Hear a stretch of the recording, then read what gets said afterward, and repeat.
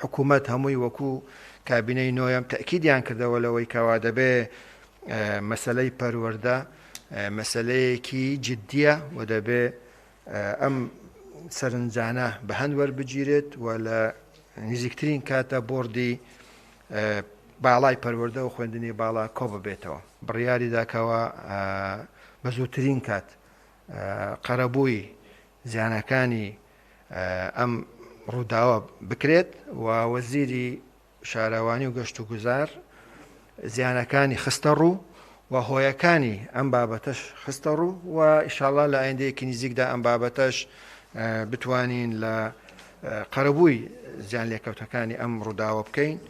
و بێگومان ئەمەش لە چوارچێوەی هەوڵەکانی کابینەی نۆیەمی حکوومەتی هەرێمی کوردستان بۆ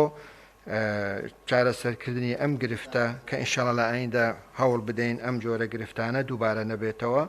ئەو پارەی کە تەخسیس کراوە لەلایەن حکوومەتی فیدراڵ زۆر کەمترە لەو زیانەیە کە بەبەر خەڵکەکە کەوتووە بۆیە احتیمالە دوو بەرامبەرەوە حکوومەت دابینی بکە بۆ قەرەبووکردنەوە هێشتا ئێمە لە پرۆسەی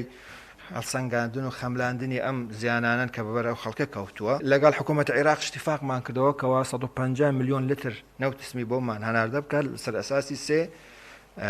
وەجبە بەڵام لە هەمان کاتژە بەر لە عێراق ئێمە نزیکەی 100 میلیۆن لتر نەوتسمیمان دابین کردو بە نرخێکی مەدعوم پاڵپشت کە بە 55,000 دینار ئێمە هەر یەک بەرمیل بە خانەوادەی هەرێمی کوردستان ئەدەین